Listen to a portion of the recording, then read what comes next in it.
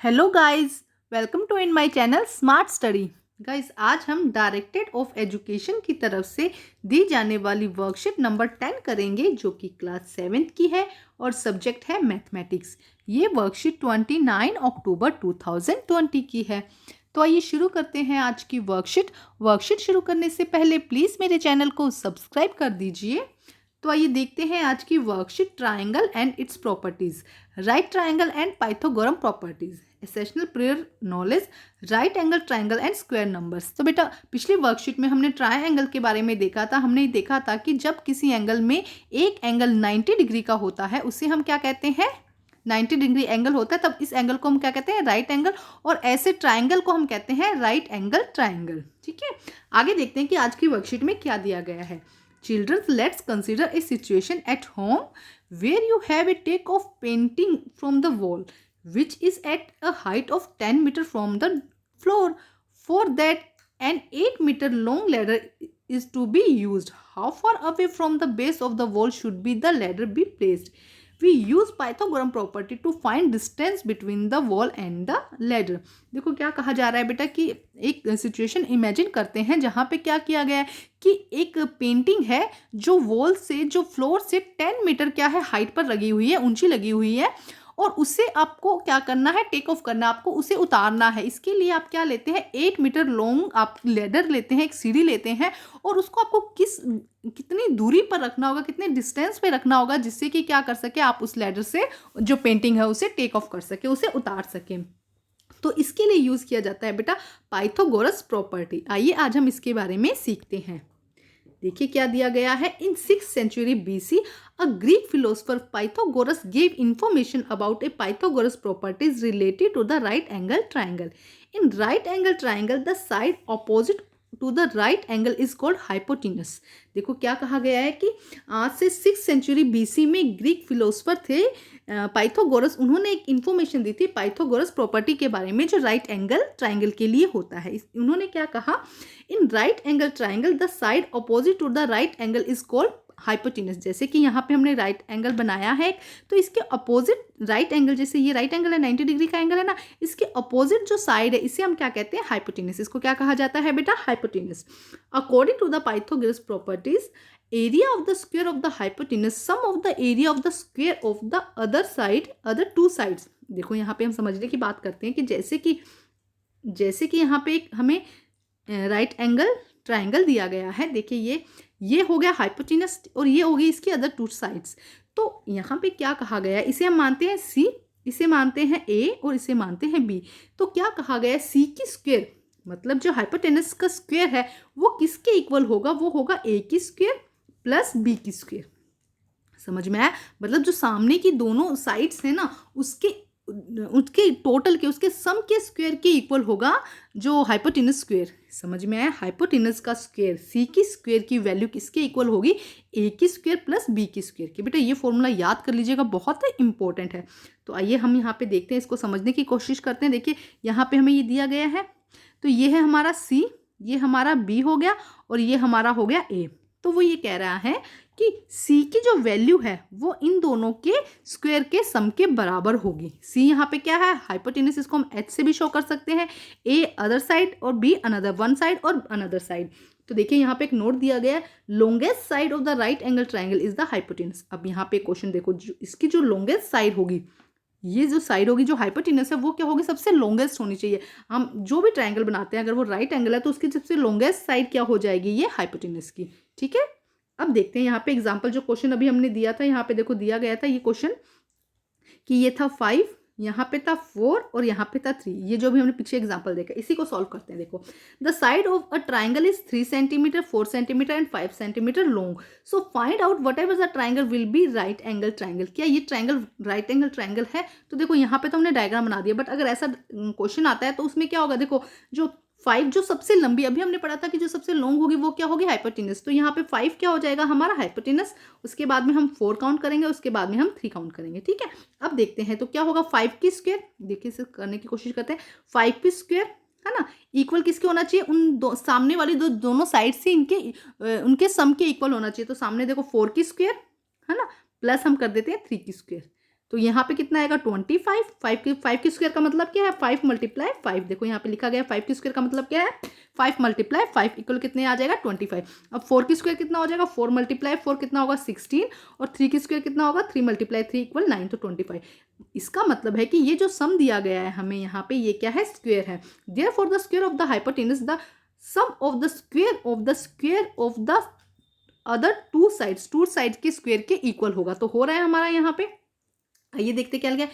So it will be a right angle triangle, इसीलिए ये क्या है एक राइट एंगल ट्राइंगल है। जब दोनों, एक बार ध्यान से समझो बेटा, जब हाइपोटेनस जो हमें सामने ये भुजा दी गई है, ये जो साइड दी गई है, इसका सम इन दोनों के सम की स्क्वायर के बराबर आता है। इसका सम का स्क्वायर सी का स्क्वायर ए एंड बी के स्क्वायर के सम के बराबर आता है। इसका मतलब कि वो एंगल कैसा होता है ट्राइंगल, सम वो कैसा होता है राइट एंगल ट्राइंगल होता है।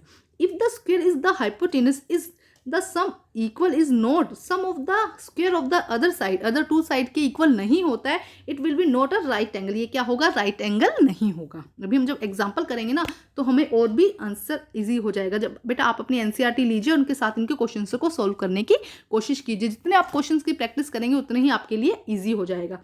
अब आइए देखते हैं question number 1। Find out the solution of the initial given situation by the पाइथागोरम properties. देखिए यहाँ पे हमें यहाँ दी गई है, सिचुएशन दी गई है कि ये 8 सेंटीमीटर है, हाइपोटेनस कितना है बेटा 8 सेंटीमीटर, वन साइड कितनी है 10 सेंटीमीटर, नेक्स्ट साइड हमको ये साइड निकालनी है। तो फर्स्ट क्या ये पॉसिबल है? तो बेटा अभी हमने यहाँ पे देखो क्या पढ़ा था, हमने यहाँ पे पढ़ा था ना longest side of the right angle triangle is hypotenuse. देखो हाइपोटेनस क्या होना चाहिए, सबसे लॉन्गेस्ट होना चाहिए, तो ये तो पॉसिबल ही नहीं है ना, हमने अभी पढ़ा, ये तो ये सिचुएशन तो पॉसिबल ही नहीं है। लेकिन इसको हम सॉल्व करके देखते हैं, आइए करते हैं इसको सॉल्व।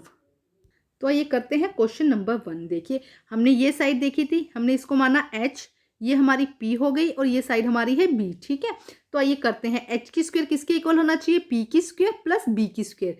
तो h की स्क्वायर कितनी है हमारे पास में 8 की स्क्वायर, p की स्क्वायर कितनी है हमारे पास में 10 की स्क्वायर और b की स्क्वायर कितनी है हमें निकालनी है।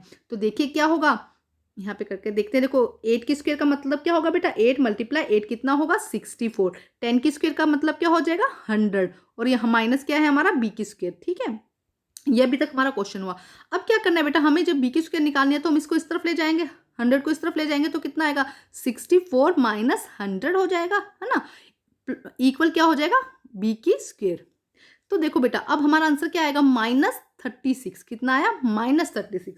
तो क्या ये पॉसिबल है कि कोई जो साइड है वो माइनस में आ जाए, है ना, मतलब हम कम से कम क्या होगा 1 सेंटीमीटर 2 सेंटीमीटर कुछ तो होना चाहिए, तो क्या आ गया माइनस में आ गया, तो क्या होगा which is not a possible. तो ये सिचुएशन क्या है पॉसिबल नहीं है, तो आप क्या लिख देंगे विच इज नॉट पॉसिबल, ठीक है। आइए अब हम करते हैं नेक्स्ट क्वेश्चन बेटा। देखिए question number 2। Reena has to form a right angle triangle. Help her to take which measurement to make a triangle. देखिए मीना जो रीना है उनके पास में 2 मेजरमेंट्स है, इनमें से कौन सा राइट एंगल ट्राइंगल के लिए अप्रोप्रिएट है वो हमें बताना है। तो देखिए एक होगा 6, 8 एंड 9, हम इसे सॉल्व करेंगे, पहले समझते हैं। तो हम क्या लेते हैं, देखो फर्स्ट क्या बन जाएगी हमारे पास में इक्वेशन 9 की स्क्वायर प्लस 6 की स्क्वायर प्लस 8 की स्क्वायर, अगर ये इक्वल आता है तो ये हो जाएगा। नेक्स्ट क्या है देखो 10 की स्क्वायर, क्योंकि सबसे जो बड़ी होगी लॉन्गेस्ट होगी उसे हम हाइपोटेनस मानेंगे ना, तो 10 की स्क्वायर प्लस 6 की स्क्वायर प्लस 8 की स्क्वायर, ये दोनों कंडीशन जहां पे प्रॉपर पूरी तरह से चलती है उससे हम क्या कहेंगे राइट एंगल ट्राइंगल। तो आइए इसको सॉल्व करते हैं कि कौन सा हमें प्रॉपर जो राइट एंगल ट्राइंगल यहाँ पे दिखता है। तो आइए करते हैं इसे सॉल्व। तो आइए करते हैं बेटा सेकंड का फर्स्ट पार्ट। देखिए 6 सेंटीमीटर 8 सेंटीमीटर एंड 9 सेंटीमीटर ये हमें दी गई है। अब देखिए हम क्या करेंगे बेटा 9 सेंटीमीटर को हमने हाइपोटेनस माना, तो क्या करेंगे 9 सेंटीमीटर स्क्वायर क्या हो जाएगा हमारा 6 की स्क्वायर प्लस हमारा 8 की स्क्वायर, ठीक है। तो आइए देखते हैं, पहले हम h निकालते हैं, हाइपोटेनस कितना है h की स्क्वायर कितना हो जाएगा 9 की स्क्वायर, 9 की स्क्वायर का मतलब होता है 9 की मल्टीप्लाई 9, तो कितना आ जाएगा 81, कितना आ जाएगा हमारा 81। अब हम निकालते हैं p की स्क्वायर, हमने देखो इस तरह से बनाया था ना, ये हमने एंगल लगा लिया था, अगर इस तरह से एंगल होगा तो ये हमारा हो गया था 9, ये हमारा हो गया था 8, ये हमारा हो गया था 6। देखते हैं अब देखिए अब क्या होगा 8 की स्क्वायर प्लस 6 की स्क्वायर, तो 8 की स्क्वायर कितना होगा 8 × 8 कितना होता है बेटा 64 और 6 × 6 कितना होता है 36, तो ये कितना आया हमारे पास में 100। अब देखते हैं h की, एक सेकंड बच्चे, सॉरी बच्चा उसके लिए। अब देखिए क्या होगा बेटा हमारा यहाँ पे आया 100, तो अब h की स्क्वायर इक्वल किसके होना चाहिए p की स्क्वायर प्लस बी की स्क्वायर के इक्वल होना चाहिए, लेकिन एच हमारा कितना आया है, एच हमारा आया 81 और पी की स्क्वायर और बी की स्क्वायर कितना आया है 100, तो ये दोनों इक्वल नहीं है, तो हम लिख सकते हैं so it will be not a right angle triangle. हम यहाँ पे क्या लिख देंगे, so it will be not a right angle triangle. आइए अब हम करते हैं नेक्स्ट, इसी का नेक्स्ट क्वेश्चन देखिए बेटा, ये रहा नेक्स्ट क्वेश्चन। इसमें देखो क्या लिखा है, 6 सेंटीमीटर, 8 सेंटीमीटर एंड नेक्स्ट है 10 सेंटीमीटर। तो आइए हम करते हैं इसको, हम लेते हैं हाइपोटेनस, तो एच की स्क्वायर क्या हो जाएगा बेटा हमारे पास में 10 की स्क्वायर, है ना, 10 की स्क्वायर, ये कितना हो जाएगा 10 की स्क्वायर का मतलब क्या है यहाँ पे बेटा, 10 की स्क्वायर मतलब 10 मल्टीप्लाई 10, तो कितना हुआ 100। अब हम निकालते हैं पी की स्क्वायर एंड बी की स्क्वायर। तो पी की स्क्वायर देखो इसी तरह से एंगल बना है, ये हमारा कितना हो गया 10 हो गया, ये हमारा 8 हो गया, ये हमारा 6 हो गया, ठीक है। अब देखो 8 की स्क्वायर प्लस 6 की स्क्वायर, तो 8 की स्क्वायर अभी हमने देखा था 64 और 6 की स्क्वायर 36, तो इन दोनों को जब ऐड किया तो कितना आया 100, इन दोनों को ऐड करने पर कितना आया बच्चा 100। अब देखिए अब हमारा क्या हो रहा है, एच की स्क्वायर इक्वल पी की स्क्वायर प्लस बी की स्क्वायर। तो देखिए एच कितना आया था बेटा हमारा 100 था, पी की स्क्वायर और बी की स्क्वायर प्लस कितना आया हमारा 100, मतलब दोनों इक्वल आ रहे हैं, तो हम लिखेंगे so it will be a right angle triangle. तो ये क्या है हमारा राइट एंगल ट्राइंगल, ठीक है स्टूडेंट्स। आइए अब हम करते हैं नेक्स्ट क्वेश्चन। देखिए student question number 3, angle C of triangle ABC is right angle. जो सी एंगल है वो कौन सा है, राइट एंगल है। AC इक्वल है 5 सेंटीमीटर के एंड AB ये कितना है 5 सेंटीमीटर और AB कितना है 13 का। देन हमें किसकी लेंथ निकालनी है BC की, तो वही चलेगा बेटा इसके अंदर भी। देखो 13 की स्क्वायर इक्वल किसकी हो जाएगा 5 की स्क्वायर प्लस BC की स्क्वायर। आइए इसे सॉल्व करते हैं। पहले क्वेश्चन समझ में आना चाहिए कि सेम वही है, पाइथागोरस यहाँ पे चल रही है, पाइथागोरस थ्योरम को ही हम आगे फॉलो कर रहे हैं यहाँ पे। तो आइए इसको सॉल्व करते हैं बेटा। तो आइए देखते हैं बेटा आंसर। ये देखो यहाँ हमारा AC है, AB है और C है, हमें ये निकालना है, ठीक है। तो फर्स्ट देखिए वही ये हमारा क्या हो जाएगा H हो जाएगा, ये हमारा क्या हो जाएगा P हो जाएगा और B ये हमारा क्या हो जाएगा बेस हो जाएगा, ठीक है। तो आइए सोल्व करते हैं। देखो H की स्क्वायर इक्वल किसकी होगा P की स्क्वायर प्लस B की स्क्वायर। तो देखिए ये इसको हम सोल्व करते हैं, तो AB की स्क्वायर, H क्या है हमारा AB है, इक्वल किसकी होगा AC की स्क्वायर प्लस BC की स्क्वायर, है ना, BC की स्क्वायर। अब देखो H की वैल्यू कितनी है बेटा 13, P की वैल्यू कितनी है 5, हमने वैल्यू पुट कर देते हैं BC की स्क्वायर। अब देखो आगे क्या होगा, तो 13 मल्टीप्लाई 13 कितना होता है बेटा 169, तो हमारा आ गया 169 इक्वल ये कितना था 5 की स्क्वायर कितना होता था बेटा 25 प्लस हमारा यहाँ पे हो गया BC की स्क्वायर, ठीक है। अब देखिए क्या होगा, ये 25 इस तरफ चला जाएगा, ये 25 क्या होगा इस तरफ चला जाएगा, प्लस का इसलिए माइनस हो जाएगा। तो 169 में से हमें क्या करना है 25 को माइनस करना है, तो कितना आ जाएगा हमारे पास में 144, कितना आया 144। देखो क्या आया हमारे पास में 144 इक्वल है B की स्क्वायर, ये हमारे पास में आया। अब बच्चे देखो ध्यान से देखिए, अब इसको क्या करना है, हमें इसको रिमूव करना है, ये 2 है जो स्क्वायर है सॉरी, इसे हमें क्या करना है हटाना है। इसको हटाने के लिए हम क्या करेंगे, इसको रूट कर देंगे, अंडर रूट कर देंगे इसकी, तो क्या हो जाएगा ये 144 रूट हो जाएगा, ठीक है। अब ये हमारे पास में क्या आ गया BC, ये क्या हुआ हमारे पास में BC। अब देखिए जब इसकी वैल्यू निकालेंगे तो कितना आएगा 12 सेंटीमीटर इक्वल आ जाएगा हमारा BC। तो हमारी जो BC की वैल्यू कितनी आ जाएगी बेटा 12 सेंटीमीटर। ध्यान से करिए और थोड़ी सी प्रैक्टिस जरूर कीजिएगा बेटा। देखो इसमें से पहले माइनस किया और फिर इसको अंडर रूट कर देंगे हम, तो कितना आ जाएगा 144 का अंडर रूट कितना आ जाएगा 12 सेंटीमीटर, ठीक है बच्चे। थोड़ी सी प्रैक्टिस के साथ इसे आप सॉल्व करने की कोशिश कीजिए। आइए अब हम करते हैं नेक्स्ट क्वेश्चन बेटा। देखिए क्वेश्चन नंबर 4 बेटा, find the length of the kite flying thread in the picture while the kite height from the ground in 40 metre and kite distance from the जया इज 30 मीटर। देखो क्या कहा जा रहा है कि काइट की जो थ्रेड है, जो अब जिससे काइट उड़ा रहे हैं उसकी आपको हाइट निकालनी है। इसका मतलब कि आपको क्या निकालना है, हाइपोटेनस निकालना है, H की स्क्वायर आपको निकालनी है यहाँ पे। जबकि आपको लेंथ दी गई है कि वो फ्लोर से कितना ऊंचा उड़ रहा है 40 सेंटीमीटर, ठीक है, और कितनी दूरी पर है वो है 30 सेंटीमीटर, ठीक है। तो इजी से है बेटा, देखो हमें H की स्क्वायर निकालने, तो 40 की स्क्वायर प्लस 30 की स्क्वायर करके हम इजीली H की स्क्वायर यहाँ पर निकाल सकते हैं। तो आइए करते हैं इसको भी सोल्व। तो आइए करते हैं बेटा सोल्व। देखो H की स्क्वायर ये हमारा हो गया H, ये हमारा हो गया P और ये हमारा हो गया B। तो H की स्क्वायर इक्वल किसके आएगा P की स्क्वायर प्लस B की स्क्वायर। तो H की स्क्वायर हमें निकालना है, हमें P की स्क्वायर दिया गया 40 की स्क्वायर प्लस 30 की स्क्वायर। तो 40 की स्क्वायर मतलब 40 को जब 40 से मल्टीप्लाई करेंगे तो कितना आएगा 1600 और 30 को 30 से मल्टीप्लाई करेंगे तो आएगा 900। जब इन दोनों को ऐड करेंगे तो कितना आएगा 2500, ठीक है। अब देखो हमें ये किसकी वैल्यू आई है H की स्क्वायर की वैल्यू। अब सेम वही हमें H निकालना है पहले, तो इसके लिए क्या कर देंगे अंडर रूट कर देंगे इसको ये इतना हो जाएगा, 25 अंडर रूट हो जाएगा, 2500 अंडर रूट हो जाएगा। उसके बाद जब इसकी वैल्यू निकालेंगे तो कितना आ जाएगा, 50 मीटर। कितना आ जाएगा बच्चे, 50 मीटर।